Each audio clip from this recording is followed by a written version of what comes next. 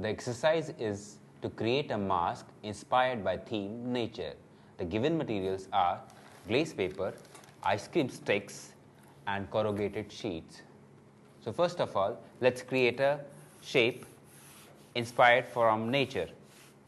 So here the cutout of the mask is ready, and I'll stick the green color of the nature over it. So here I have cut out the mask and stick the green paper over it. Now finally I would stick the ice cream stick to make it a holder, and it would be like this. As you can see, the mask has a leafy structure and green color inspired from nature.